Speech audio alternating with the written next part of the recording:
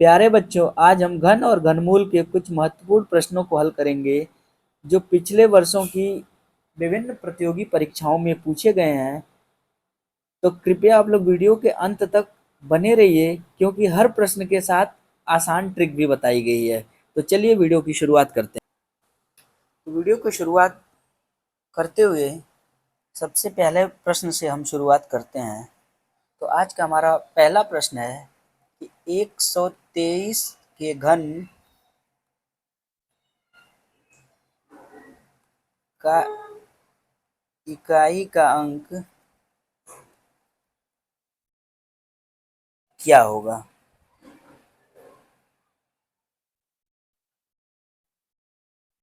प्रश्न समझ आ गया कि 123 के घन का इकाई का अंक क्या होगा। अर्थात अगर हम 123 का घन करेंगे तो जो भी संख्या आएगी उसमें जो इकाई का अंक होगा, सबसे दाहिने जो अंक होगा उसी अंक को हमको लिखना है। तो देखिए कुछ लोग क्या करेंगे, 123 का पूरा घन निकालेंगे, अर्थात 123 गुणे 123 गुणे 123। इसके बाद जो भी इसका गुणनफल आएगा उसमें इकाई का अंक लिखेंगे। तो प्यारे बच्चों, ऐसा हमको करने की बिल्कुल ज़रूरत नहीं है, क्योंकि प्रतियोगी परीक्षाओं में हमारे पास समय का अभाव होता है, हमको समय बचा बचा करके चलना होता है। तो इन तीनों अंकों का आपस में गुणा करके घन निकालने की बजाय हम क्या करें, केवल इकाई का अंक, अर्थात 123 में इकाई का अंक क्या है, 3 है। केवल इकाई के अंक का हम घन अगर कर दें, यानी कि 3 गुणे 3 गुणे 3, देख सकते हैं यहाँ पे इकाई का अंक क्या है, 3 है।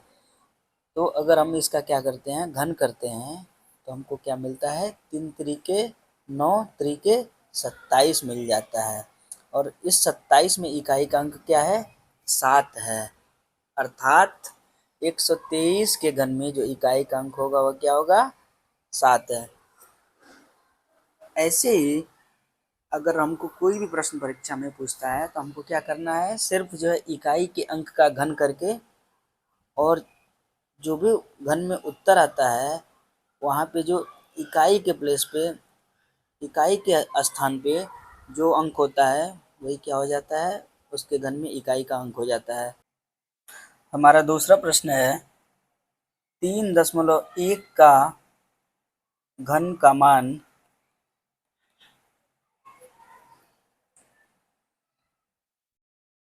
क्या होगा?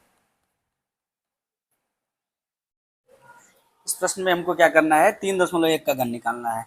तो बच्चों 3.1 का घन निकालने के लिए हम क्या करते हैं, इस 3.1 का गुणा आपस में जो है 3 बार करते हैं। यही हमारा घन निकालने का तरीका है, होता है। अगर हमारे पास कोई संख्या है जिसका घन निकालना है तो उसके लिए क्या करते हैं, उसी संख्या का आपस में 3 बार गुणा करते हैं। तो इसका घन क्या हो जाएगा, 3.1 गुणे 3.1 गुणे 3.1। अब हम इसका गुणा करेंगे, 3.1 गुणे 3.1 करेंगे, एक का गुणा इसमें करेंगे तो एक, एक तिया तीन, तीन एक कम तीन, तीन त्रिके 9। इसका उत्तर क्या आ गया, 1 3 3 6 9। और दो अंक पे दशमलव लगा देते हैं। अब जो भी गुणनफल इन दोनों का आया 9.61, उसमें फिर से 3.1 का गुणा करेंगे, अर्थात 3.1, एक का गुणा करेंगे तो हमको 1 6 9, 3 का गुणा करेंगे 3 एक कम 3, 3 छक्के 18, हासिल 1 आया, 3 27 1 28, 1 6 3 9, 9 8 17, 8 1 9 2। और हम क्या करेंगे, 3 अंक पे दशमलव लगा देंगे, 1 2 3 अंक। तो इसका उत्तर क्या आ जाएगा, 29.791। 3.1 का क्या हो जाएगा, घन हो जाएगा। अब अगले प्रश्न की तरफ चलते हैं, तीसरे प्रश्न की तरफ चलते हैं। हमारा तीसरा प्रश्न है, संख्या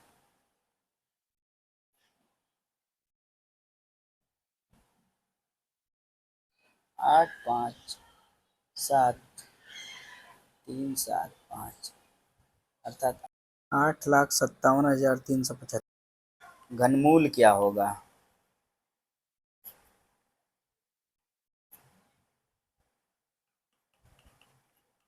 इस प्रश्न में हमको क्या करना है बच्चों, इस 8,57,375 का घनमूल निकालना है। और ये प्रश्न 2023 में राष्ट्रीय आय एवं योग्यता आधारित छात्रवृत्ति परीक्षा मध्य प्रदेश में पूछा जा चुका है। तो इसका गुणनखंड करने के लिए सबसे पहले हम क्या करेंगे, इसका अभाज्य गुणनखंड करेंगे। हमको इसका अभाज्य गुणनखंड करना होगा, अभाज्य गुणनखंड। तो चलिए इसका अभाज्य गुणनखंड करते हैं। अभाज्य गुणनखंड करने के बाद फिर हम क्या करेंगे, 3-3 का पेयर बनाएंगे, 3-3 का जोड़ा बनाएंगे और एक एक जोड़े को बाहर, करेड़ी के बाहर निकालेंगे। क्यूब रूट जिस या घनमूल जिसका निकालते हैं उसका अभाज्य गुणनखंड करते हैं। तो 8, 5, 7, 3, 7, 5 ये संख्या है। अब इसका अभाज्य गुणनखंड करने के लिए हम क्या करते हैं, इसको 5 से भाग देते हैं। तो 5 एकम 5, यहाँ पे 3 बचा, 5 सत्ते 35, 5 एकम 5, 2 बचा 23, 5 चौको 20, 3 बचा यहाँ पे, 5 सत्ते 35, 2 बचा, 5 बचे 25। फिर 5 से भाग देते हैं, 5 या 15, 2 बचा 21, 5 चौको 20, 1 बचा 14, 5 दूनी 10, 4 बचा 47 हो गया, 5 9 45, 5 बचे 25। बच्चों एक बार फिर 5 से भाग देते हैं। तो 5 छक्के 30, 4 बचा 42 हो गया, 5 चौके 40, 2 बचा 29 हो गया, 5 बचे 25, 4 बचा 5 9 45। अब देखिए हमारे पास जो संख्या मिल गई है 6859, ये किससे कटेगी बच्चों, अगर हम देखेंगे ये संख्या जो है हमारी 19 से कटेगी। चलिए इस संख्या को क्या करते हैं, 19 से काटते हैं तो पहाड़ा पढ़ते हैं। 19 का पहाड़ा जब पढ़ेंगे 6859 को भाग देने के लिए, तो 19 को 19, 19 38 19 57,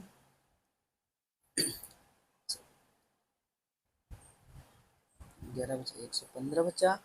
अब फिर जो है 6 बार में जाएगा, 1 बार में जाएगा। चलिए फिर से इसका करते हैं बच्चों, एक बार फिर से पुनः 19 से कटेगा, 19 एकम 19, 19 नवा 171, फिर से 19 जो है 1 बार में कट गया। तो जब हम इसका अभाज्य गुणनखंड करते हैं 8 5 7 3 7 5 का, इसका घनमूल निकालने के लिए तो बराबर क्या हो जाता है, बराबर ये हो जाता है 5 गुणे 5 गुणे 5, ये हमने लिख लिया। अब 19 को लिखेंगे, 19 गुणे 19 गुणे 19। जैसा मैंने आपको बताया 3-3 का जो हम जोड़ा बनाते हैं, यहाँ पे 3 5 जो है 3 बार आया है तो 5 बाहर आ जाएगा, गुणे यहाँ पे जो है 19, क्या हो जाएगा 19 पचे 95, इसका क्या हो जाएगा उत्तर हो जाएगा, यही इसका घनमूल हो जाएगा। हमारा चौथा प्रश्न है 27 का घनमूल 0.008 का घनमूल और 0.064 के घनमूल के योग का मान क्या होगा। तो ये बहुत आसान क्वेश्चन है। अलग अलग क्या करें, इनका घनमूल निकालना है और तीनों के घनमूल को जोड़ देंगे। तो चलिए इसका उत्तर निकालते हैं, बराबर 27 धन घनमूल किसका 0.08 का और प्लस घनमूल किसका 0.064 का। घनमूल गुणनखंड से निकालते हैं, 27 का गुणनखंड हो जाएगा 3 गुणे 3 गुणे 3, 3 त्रिके 9 त्रिके 27, प्लस इसका हो जाएगा गुणनखंड 0.2 गुणे 0.2 गुणे 0.2। जैसा कि हम देख सकते हैं यहाँ पे दशमलव जो है 3 अंक के बाद है दाहिने से, इसलिए जब 2 का गुणा हम यहाँ पे गुणनखंड कर रहे हैं तो 2 गुणे 2 हो रहा है, तो 3 अंक पे दशमलव लाने के लिए क्या करेंगे, एक एक अंक पे जो है दशमलव को यहाँ पे लगाते हैं, ताकि जब इनका आपस में गुणा हो तो दशमलव हमारा दाहिने से तीसरे स्थान पे आ जाए। प्लस यहाँ पे भी देख सकते हैं दशमलव हमारा दाहिने से तीसरे स्थान पे है। जब हम 64 का गुणनखंड करते हैं तो 4 चौको 16 चौको 64 हो जाता है। अब 64 तो है नहीं, ये 0.064 है, यानी कि दशमलव हमको दाहिने से 3 अंक पे चाहिए। तो अगर हम दशमलव ऐसे लगाते जाएं, देख सकते हैं हमको क्या मिला, 1 2 3 गुणा गुणा करने पे दशमलव हमारा 3 अंक पे हमको प्राप्त हो रहा है। अब यहाँ पे जो है 3 का जोड़ा बन गया, यहाँ पे 3 का जोड़ा बन गया, यहाँ पे 3 का जोड़ा बन गया। तो अब क्या करेंगे, इस 3 को यहाँ पे बाहर ला देंगे, यहाँ से 0.2 को बाहर ला देंगे और यहाँ पे 0.4 को बाहर ला देंगे। और जब इन संख्याओं को जोड़ते हैं तो 3 दशमलव इसको जोड़ेंगे तो 6 हो जाएगा। और ये उत्तर क्या हो जाएगा, 3.6 इसका उत्तर हो जाएगा। अब अगले क्वेश्चन की तरफ चलते हैं। हमारा अगला प्रश्न है, वह छोटी से छोटी संख्या, वह छोटी से छोटी संख्या जिसे 5 3 2 4 को गुणा करने पर प्राप्त गुणनफल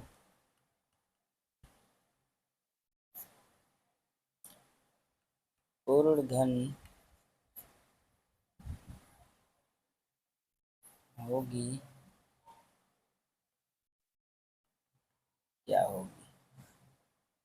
तो बच्चों हमारा प्रश्न क्या रहा है, वह छोटी से छोटी संख्या ज्ञात करो जिसको इस 5324 में गुणा करने पर जो भी गुणनफल प्राप्त होगा वो पूर्ण घन होगा। तो देखो बच्चों, ऐसे प्रश्नों को हल करने के लिए हम क्या करते हैं, जो भी दिया गया अंक होता है, दी गई संख्या होती है, अंक नहीं सॉरी, दी गई संख्या होती है, उस संख्या का अभाज्य गुणनखंड करते हैं।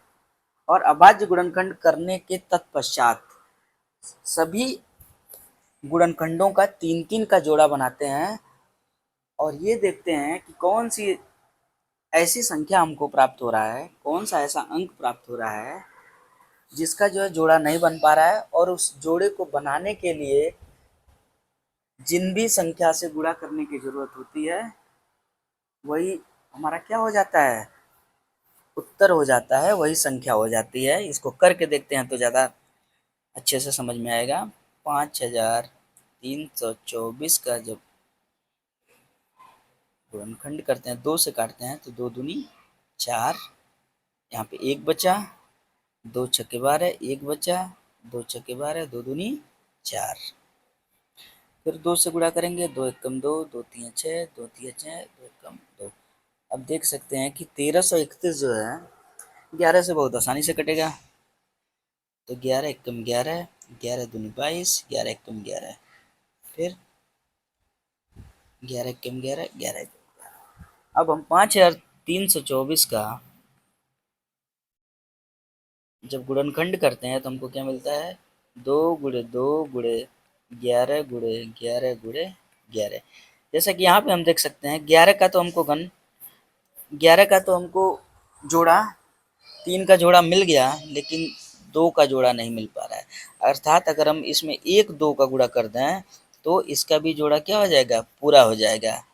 तो अब हम कह सकते, क्या हम कह सकते हैं कि अगर पूरी संख्या में 2 का गुणा कर दें तो यहाँ पे 3 का जो है जोड़ा पूरा हो जाएगा, यहाँ पे 11 का जोड़ा पूरा हो जाएगा और ये पूर्ण घन संख्या हो जाएगी। तो इस प्रकार से हमारा उत्तर क्या हो जाएगा, यहाँ पे 2 हमारा उत्तर हो जाएगा। अगला प्रश्न है, वह छोटी से छोटी संख्या बताइए जिससे 8192 में भाग देने पर भागफल क्या होगा, पूर्ण घन बन जाएगा या पूर्ण घन बन जाता है। तो देखो बच्चों, इस प्रकार के प्रश्नों को हल करने के लिए क्या करते हैं, दी गई संख्या का अभाज्य गुणनखंड करते हैं। और यहाँ पे दी गई संख्या क्या है, 8192 है। इस 8192 का अभाज्य गुणनखंड करने के पश्चात उसके गुणनखंड के अंकों का क्या करते हैं, 3 3 का जोड़ा बनाते हैं। और जिन अंकों का जोड़ा नहीं बनता है वही अंक हमारे क्या हो जाते हैं, इस प्रश्न का उत्तर हो जाते हैं, उनका गुणनफल इस प्रश्न का उत्तर हो जाता है। तो चलिए करके देखते हैं। 2 से भाग देंगे, 2 चौको 8, 1 नहीं जा रहा भाग, 19 हो गया, 0 बढ़ा देंगे, 2 9 18, 1 बचा, 2 छक्के 12, फिर 2 से भाग देंगे, 2 दूनी 4, 0 48 हो गया, फिर 2 से 0, 2 दूनी 4, 2 चौको 8, फिर 2 से भाग देते हैं, 2 पच्चीस 10, 2 कम 2, 2 दूनी 4, फिर 2 से भाग देते हैं, 2 दूनी 4, 2 पच्चीस 10, 2 छक्के 12, फिर 2 से भाग देते हैं, 2 एक कम 2, 2 दूनी 4, 2 अट्ठे 16, फिर 2 से भाग देते हैं, 2 छक्के 12, 2 चौको 8, 2 तीन 6, 2 दूनी 4, फिर 2 से भाग दे देते हैं, 16 हो जाएगा, एक बार फिर 2 से भाग देंगे, 2 अट्ठे 16, 2 चौको 8, 2 दूनी 4। अब इसका जब 8192 का जब अभाज्य गुणनखंड करते हैं तो हमको क्या मिलता है, चलिए इसको लिखते हैं। 3 का जोड़ा एक बार बन गया, तो 2 गुणे 2 गुणे 2 हमने जोड़ा बना दिया। इसके बाद फिर 3 का जोड़ा बनाते हैं, 2 गुणे 2 गुणे 2। इसके बाद फिर यहाँ पे 3 का जोड़ा बनाते हैं और इसको यहाँ पे लिखते हैं 2 गुणे 2 गुणे 2। ठीक है, एक बार फिर 3 का जोड़ा बनाते हैं, यहाँ पे लिखते हैं 2 गुणे 2 गुणे 2। 1 2 यहाँ पे हमारा बचा हुआ है, इसको लिखते हैं। अब हम जैसा कि इस प्रश्न में हम देख सकते हैं कि यहाँ पे 2 का 3 बार जोड़ा बन गया, यहाँ पे 2 का 3 बार जोड़ा बन गया, यहाँ पे 2 का 3 बार जोड़ा बन गया, यहाँ पे 2 का 3 बार जोड़ा बन गया, लेकिन यहाँ पे क्या है, जोड़ा नहीं बना है। अर्थात इसको अगर हम क्या करें, एलिमिनेट कर दें, यहाँ से हटा दें, तो जो भी प्राप्त संख्या होगी इसका गुणनफल और जो भी अंक होगा वो क्या होगा, एक पूर्णगण होगा। तो अर्थात यही इसका उत्तर हो जाएगा। इसका उत्तर क्या हो जाएगा, 2 हो जाएगा। तो इस प्रकार के प्रश्न को हल करने के लिए मैंने क्या किया, अभाज्य गुणनखंड करने के बाद जो भी इसका गुणनखंड है 3 3 का पेयर बनाया, जोड़ा बनाया, और अंतिम में जो अंक बचता है वही इसका क्या हो जाता है, उत्तर हो जाता है।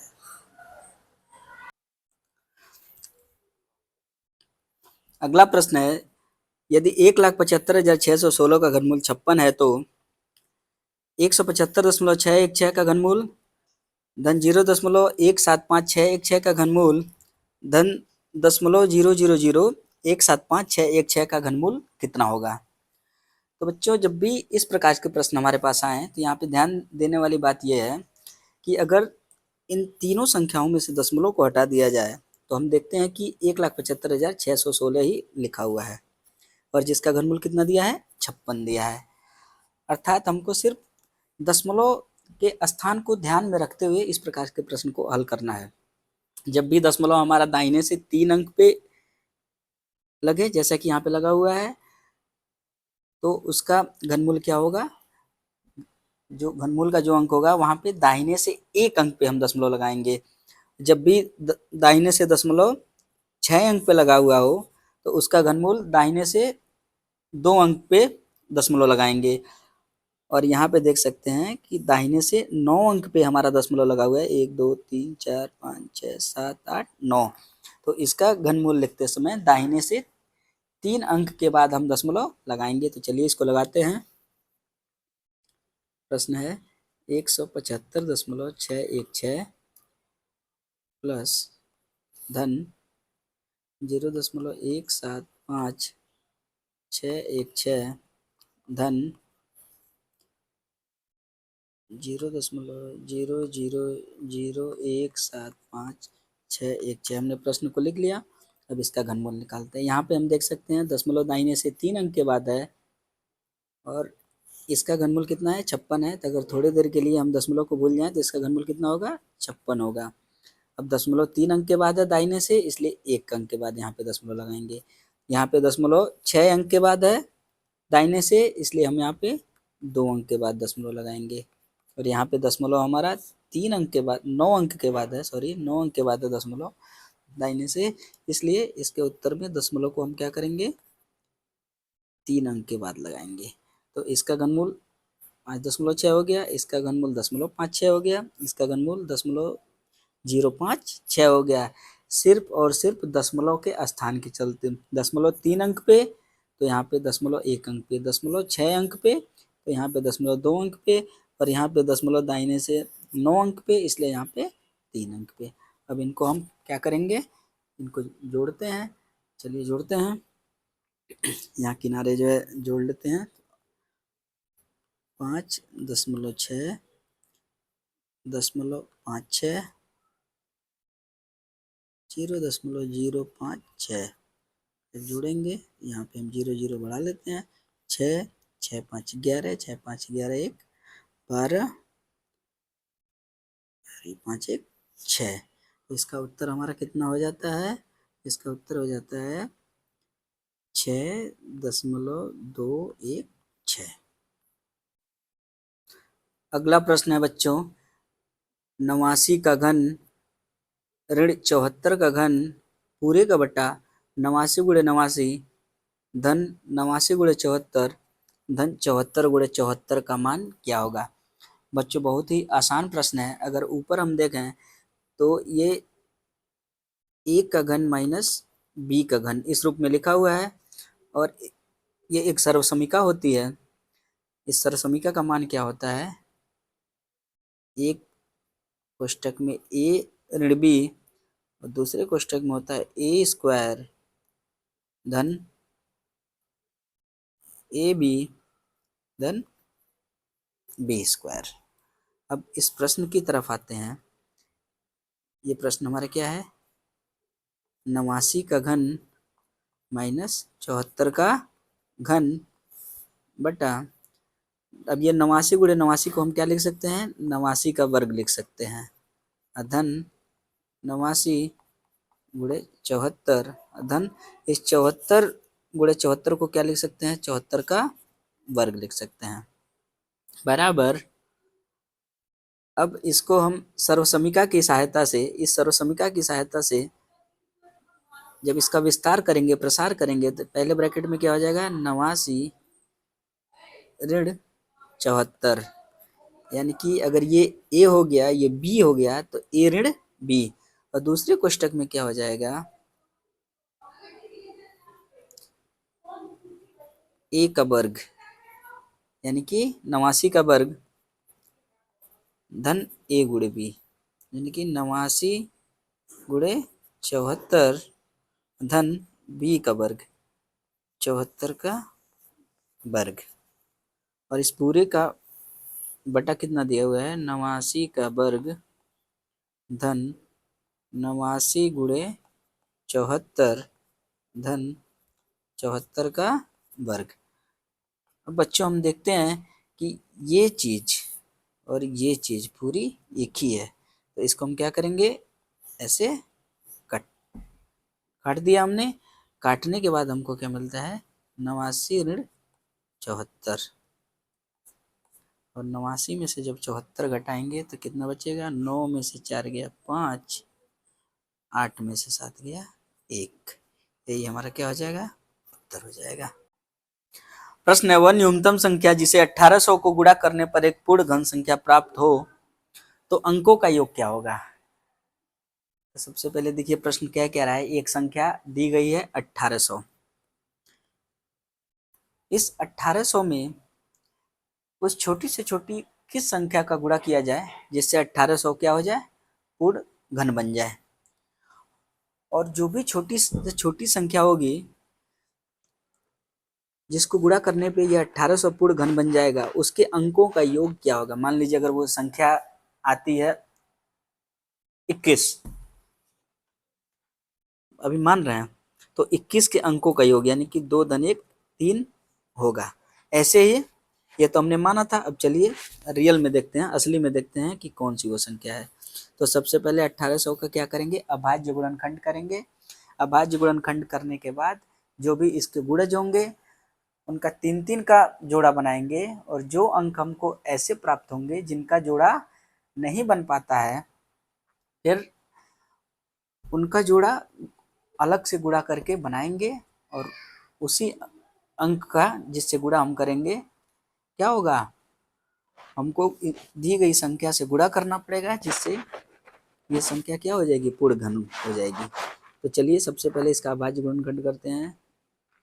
2 9 18 0 0 2 चौको 8, 2 पच्चे 10, फिर 2 से करेंगे, 2 दूनी 4, 2 दूनी 4, 2 पच्चे 10। अब 2 से ये कटेगा नहीं, 5 से करेंगे, 5 चौको 20, 5 पच्चे 25, पुनः 5 से करेंगे, 5 नवा 45, 9 जो है 5 से कटेगा नहीं, 3 से कटेगा, 3 त्रिके 9। अब जब हम 1800 का अभाज्य गुणनखंड करेंगे तो हमको क्या मिलेगा, 2 गुणे 2 गुणे 2 गुणे 5 गुणे 5 गुणे 5, सॉरी 5 हमारा 2 ही बार है, गुणे 3 गुणे 3। अब जब हम इसका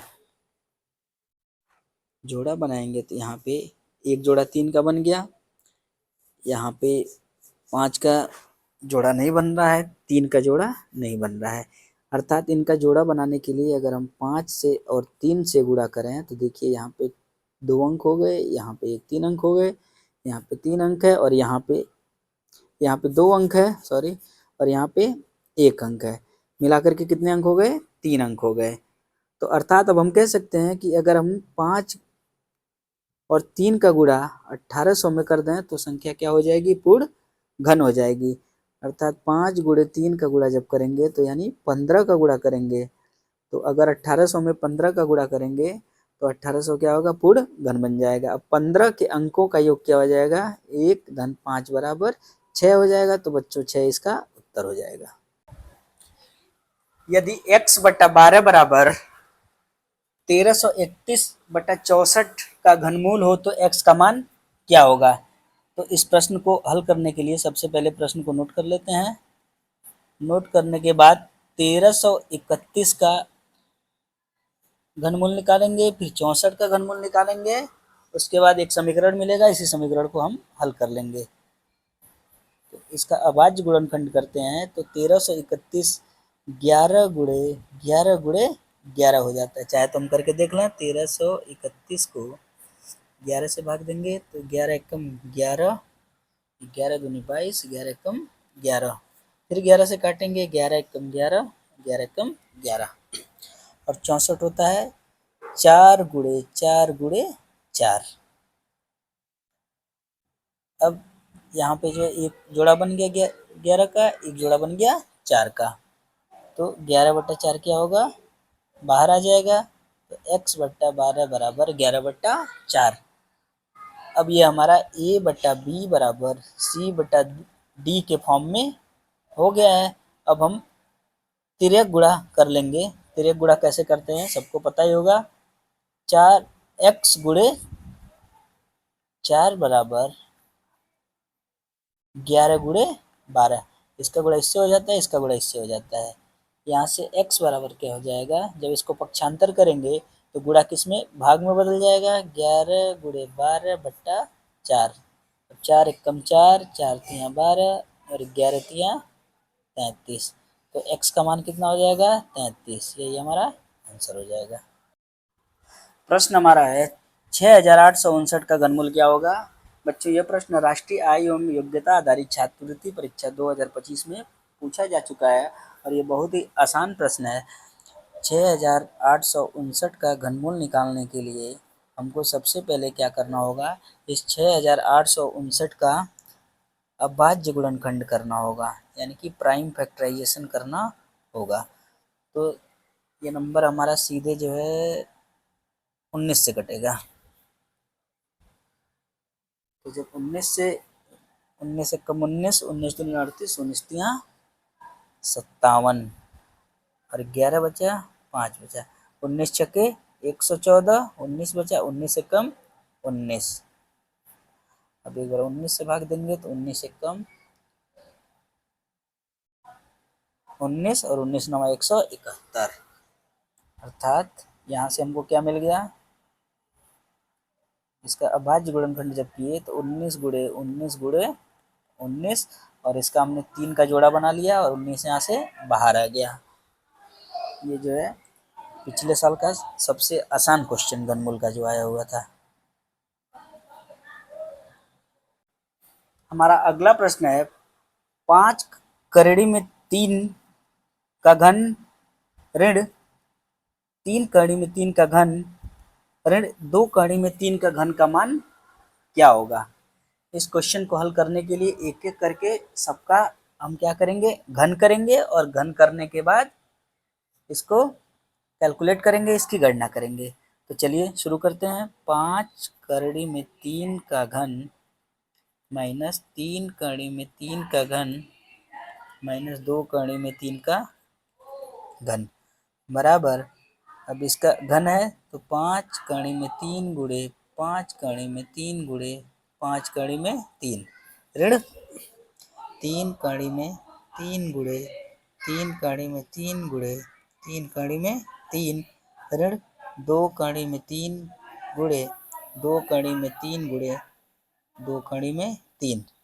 अब इसको हम चाहे तो ऐसे लिख सकते हैं 5 गुणे 5 गुणे 5 गुणे कड़ी में 3 गुणे कड़ी में 3 गुणे कड़ी में 3। हमने क्या किया, इस 5 का गुणा इससे और इसका इससे करके यहाँ पे लिख दिया, और कड़ी में 3 का गुणा कड़ी में 3 से और इन दोनों का गुणा कड़ी में 3 से कर दिया। वैसे यहाँ पे भी करते हैं 3 गुणे 3 गुणे 3। उसके बाद कड़ी में 3 का गुणा जो 3 बार कर लेते हैं, कड़ी में 3 गुणे कड़ी में 3 गुणे कड़ी में 3। फिर इसको लिखते हैं ऋण 2 गुणे 2 गुणे 2 गुणे कड़ी में 3 गुणे कड़ी में 3 गुणे कड़ी में 3। अब इसका जब गुणा करते हैं 5 पच्चीस 25 पच्चीस 125 गुणे, जब कड़ी में 3 का गुणा कड़ी में 3 करते हैं तो हमको क्या मिलता है, 3 मिलता है, और गुणे कड़ी में 3 हो जाता है। ऋण 3 तरीके 9 तरीके 27 गुणे कड़ी में 3 गुणे कड़ी में 3 3 हो जाएगा, और गुणे कड़ी में 3 हो जाएगा। ये तो आप लोग को पता ही होगा कि कड़ी में 3 का गुणा कड़ी में 3 से करने पे 3 क्यों हुआ। अगर नहीं पता है तो चलिए इसको भी बता देते हैं। कड़ी में 3 गुणे कड़ी में 3 बराबर 3, कड़ी में 3 का मतलब इस पे पावर 1/2 हो गया, गुणे यहाँ 3 पे पावर 1/2 हो गया। अब 3 पर पावर 1/2, 3 पे पावर 1/2। जब हम a की पावर m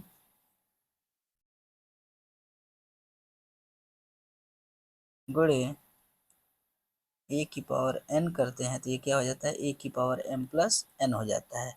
ऐसे ही ये क्या हो जाएगा, 3 की पावर m प्लस n, यानी कि 3 की पावर 1/2 1/2 मिलाकर 1 हो जाएगा, तो इसका मान 3 हो जाता है। अब उम्मीद करता हूँ आपको समझ में आ गया होगा। इसके आगे 2 दूनी 4 दूनी 8 गुणे 3 कड़ी में 3 गुणे कड़ी में 3 3 गुणे कड़ी में 3। पुनः करते हैं 125 गुणे 3 375 कड़ी में 3 माइनस 27 3 7 21 3 दूनी 6 2 8 81 कड़ी में 3 ऋण 8 तरीके 24 कड़ी में 3। अब हम क्या करते हैं, ये माइनस माइनस मिला करके क्या हो जाएगा, प्लस हो जाएगा, यानी कि 375 कड़ी में 3 माइनस जब जोड़ेंगे तो 4 और 1 5 8 2 10 105 कड़ी में 3। अब 375 कड़ी में 3 में से 105 कड़ी में 3 को घटाएंगे तो 5 में से 5 गया 0 और 7 यहाँ पे लिख देंगे, 7 में 0 के साथ, और 3 में से गया 2, यानी कि 270 कड़ी में 3 इसका उत्तर हो जाएगा। दो संख्याओं का अनुपात 3:4 है और उनके घनों का योग 728 है। संख्याएं ज्ञात कीजिए। देखो बच्चों, इस प्रकार के प्रश्नों को हल करने के लिए उनके अनुपात के हिसाब से सबसे पहले क्या करेंगे, संख्याओं को मान लेंगे। तो हम मानते हैं कि माना संख्याएं, इनका अनुपात 3:4 है, इसलिए संख्याएं क्या मान लेंगे, 3x और 4x हैं। संख्याओं को मान लिया। अब कह रहा है उनके घनों का योग 728 है। इसका मतलब 3x का घन और 4x का घन, इनके घनों का जो योग है वो कितना है, 728 है। तो संख्या ज्ञात कीजिए। अब यहाँ से क्या करेंगे, x का मान निकाल लेंगे और x का मान निकाल करके जो है पहली संख्या क्या करेंगे, 3x हो जाएगी और दूसरी संख्या 4x हो जाएगी। इसमें x की वैल्यू रख देंगे, x का मान रख देंगे। तो जब 3x का घन करेंगे तो 3 3 9 3, चलिए लिखते हैं 3x गुणे 3x गुणे 3x प्लस जब 4x का घन करेंगे 4x गुणे 4x गुणे 4x बराबर 728 हो जाएगा। 3 3 9 3, 27x का घन क्यूब प्लस 4 चौको 16 चौको 64x का क्यूब या घन बराबर 728। अब 27 और 64 को जोड़ देंगे, 7 4 11, 2 और 6 8 1 9 91 एक्स क्यूब बराबर 728। यहाँ से एक्स क्यूब बराबर क्या हो जाएगा, 728 बटा 91 बराबर, चलिए अब काटते हैं, 13 7 91, 13 26 13 39 13 चौक 52 13 पचे 65 और 13 छक्के 78, 7 एकम 7 7 बटे 56। एक्स का मान कितना आ गया, 8 आ गया। सॉरी, एक्स क्यूब का मान कितना आ गया, 8 आ गया। जब एक्स क्यूब बराबर 8 है तो यहाँ से एक्स बराबर क्या हो जाएगा, क्यूब रूट या घनमूल किसका, 8 का बराबर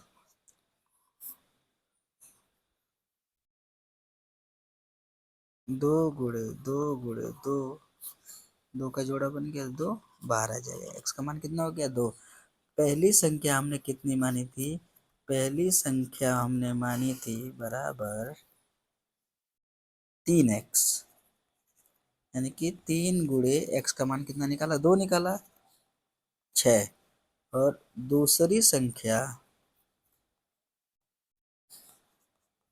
बराबर हमने 4x मानी थी, यानी कि 4 गुणे 2 की 8। तो संख्याएं हमारी क्या क्या हो गई, संख्याएं हमारी 6 और 8 हो गई। ये इसका उत्तर हो जाएगा। प्रश्न हमारा है, यदि 504 धन p एक घन संख्या है जिसका घनमूल p है तो p का मान ज्ञात कीजिए। चलिए पहले प्रश्न के अनुसार समीकरण बनाते हैं। कह रहा है कि 504 प्लस p एक घन संख्या है जिसका घनमूल p है। इसका मतलब इसका घनमूल क्या है, p है, तो p का मान ज्ञात करिए। अब इस घनमूल चिन्ह को हटाने के लिए हमको क्या करने का पड़ेगा, दोनों पक्षों का घन करना पड़ेगा। दोनों पक्षों का घन करने पर, जब दोनों पक्षों का घन करेंगे तो क्या हो जाएगा, 504 धन p का घन बराबर p का योग, p का घन। अब जब घन करेंगे तो क्या हो जाएगा, 504 धन p बराबर p का घन हो जाएगा। अब क्या करें, यहाँ से हो जाएगा 504 बराबर, इस p को इधर लाते हैं, p का घन माइनस p, या इसको हम इतना भी लिख सकते हैं, p का घन माइनस p बराबर 504। इसको हमने इधर भेज दिया, इसको इधर भेज दिया। अब यहाँ पे देख सकते हैं कि दोनों में क्या है, p कॉमन है, तो p को कॉमन लेंगे तो यहाँ पे p का वर्ग बचेगा और माइनस यहाँ पे 1 बचेगा, बराबर क्या हो जाएगा, 504 हो जाएगा। अब यहाँ पे p गुणे ये p स्क्वायर माइनस 1 को हम क्या लिख सकते हैं, p स्क्वायर माइनस 1 का स्क्वायर लिख सकते हैं, बराबर 504 को क्या लिख सकते हैं, 7 गुणे 8 गुणे 9। अब ये ए स्क्वायर माइनस बी स्क्वायर का फॉर्मूला लगाएंगे तो क्या हो जाएगा, एक ब्रैकेट में हो जाएगा ए -1, अब दूसरे में हो जाएगा a माइनस b, लेकिन यहाँ पे क्या है p -1 है, इसलिए p -1 और p + 1 हो जाएगा बराबर 7 गुणे 8 गुणे 9, या इस 8 ऋण 1 गुणे 8 गुणे इस 9 को क्या लिख सकते हैं 8 धन 1। अब जब इसका तुलना p गुणे p ऋण 1 गुणे p धन 1 से किया जाएगा तो यहाँ से हमको क्या मिलता है p बराबर 8, अतः p का मान क्या हो जाएगा 8 हो जाएगा। प्रश्न हमारा है एक धातु की ठोस आयताकार सिल्ली की माप 10 सेंटीमीटर गुणे 4 सेंटीमीटर गुणे 1.6 सेंटीमीटर है। इसको पिघला करके एक दूसरी ठोस घनाकार सिल्ली बनाई जाती है। बताइए कि नई सिल्ली की भुजा की माप कितनी होगी। तो बच्चों देखो यहाँ पे क्या हो रहा है, एक सिल्ली को पिघला करके दूसरी सिल्ली बनाई जा रही है, तो आयतन तो हमारा सिल्ली का उतना ही रह रहा है, वो तो बदल नहीं रहा है, इसलिए क्या हो जाएगा जो नई सिल्ली बनेगी उसका आयतन पुरानी सिल्ली के बराबर होगा कि नहीं। तो प्रश्नानुसार घनाकार सिल्ली का आयतन बराबर धातु की ठोस सिल्ली के आयतन के बराबर होगा। और हम मान लेते हैं कि नई सिल्ली की एक भुजा, जो कि प्रश्न में से पूछा जा रहा है, माना नई सिल्ली की एक भुजा क्या है ए है, इसको लिख देते हैं माना नई सिल्ली की भुजा ए सेंटीमीटर है। तो नई सिल्ली का आयतन क्या हो जाएगा, भुजा का घन होता है बराबर धातु की ठोस सिल्ली का आयतन क्या हो जाएगा, लंबाई गुणे चौड़ाई गुणे ऊंचाई।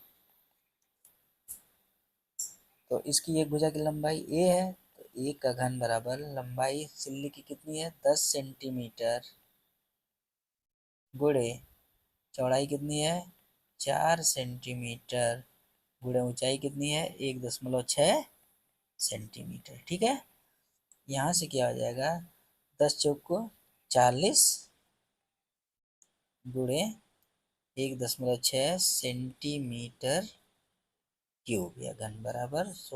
तो सिल्ली का आयतन कितना हो जाएगा 40 का गुणा जब 1.6 में करेंगे तो 64 सेंटीमीटर क्यूब हो जाएगा। अब यहाँ से एक क्यूब बराबर 64 आ गया, तो ए बराबर क्या हो गया, इसका घन निकाल लेंगे 64 का, यानी कि क्या हो जाएगा 4 गुणे 4 गुणे 4, 4 चौको 16 चौको 64, इसका जो 3 का जोड़ा बन गया, 4 यहाँ पे क्या हो जाएगा बाहर आ जाएगा, इस सिल्ली की एक भुजा की लंबाई क्या हो जाएगी 4 सेंटीमीटर हो जाएगी। ठीक है, एक घन का आयतन 6859 घन सेंटीमीटर है, उसकी कोरे क्या होंगे। कोरे मतलब उसके एक कोर की लंबाई, अर्थात उसके एक भुजा की लंबाई पूछ रहा है। तो बहुत आसान क्वेश्चन है, माना घन के एक कोर या भुजा की लंबाई ए सेंटीमीटर है, तो घन का आयतन बराबर क्या होता है भुजा का घन, घन का आयतन कितना है 6859 घन सेंटीमीटर है। तो घन का आयतन बराबर होता है भुजा का घन, भुजा की लंबाई क्या है ए है, तो ए का घन बराबर 6859।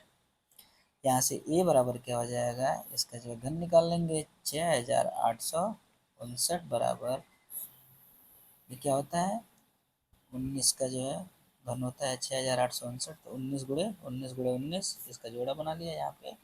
19 सेंटीमीटर क्या होगी, इसके एक कोर की लंबाई हो गई। ये हमारा क्या हो जाएगा, आंसर हो जाएगा। हमारा प्रश्न है, एक घनाभ की माप 98 सेंटीमीटर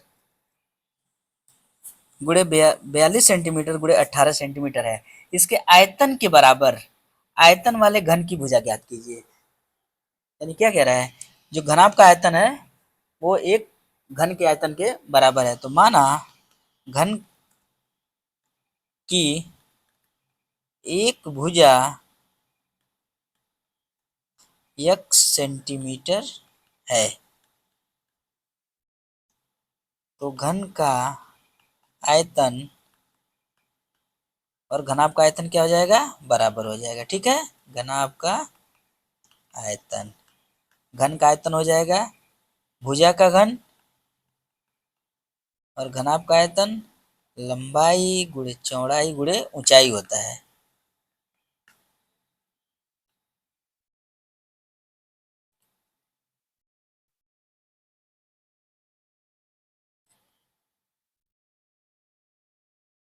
ऊंचाई होता है, लंबाई 98 सेंटीमीटर गुणे 42 सेंटीमीटर गुणे चौड़ाई गुणे ऊंचाई 18 सेंटीमीटर बराबर भुजा हमने क्या माना है, x माना है, तो ये क्या हो जाएगा, x का घन बराबर होगा। जब 98 गुणे 42 करते हैं तो कितना मिलता है, करते हैं गुणा करके देखते हैं, 98 और 42 का गुणा, 98 गुणे 42, 2/16, 2 9 18, 1 19, 4/32 को 2 हाथ में है 3, 4 9 36, 3 39, 6 9 2 11, 9 1 10 11 और 3 4। अब 98 गुणे 42 हमने किया तो हमको क्या मिला, हमको मिला 4116 गुणे 18। अब इसमें 18 का गुणा करते हैं, 8 6 के 48 को 8 हासिल है 4, 8 एकम 8 4 12, हाथ में 1, 8 एकम 8 1 9, 8 चौको 32, और एक का गुणा करें 6 1 1 4, क्या हो गया 8 6 2 8, 9 1 10, 2 1 3 1 4, 4 2 7, यानी कि 74,088 बराबर 74,088। अब ये क्या होता है, 74,088 जो है 42 का घन होता है। तो यहाँ से x का मान क्या हो जाएगा, 42 गुणे 42 गुणे 42। अगर आपको 42 का घन नहीं याद है तो आप इसका अभाज्य गुणनखंड करके भी निकाल सकते हैं। और 42 का जो जोड़ा हमने बना लिया 3 का, 42 यहाँ पे बाहर आ गया, तो x की का मान कितना आ गया, 42 सेंटीमीटर इसकी भुजा हो जाएगी। बहुत बहुत धन्यवाद।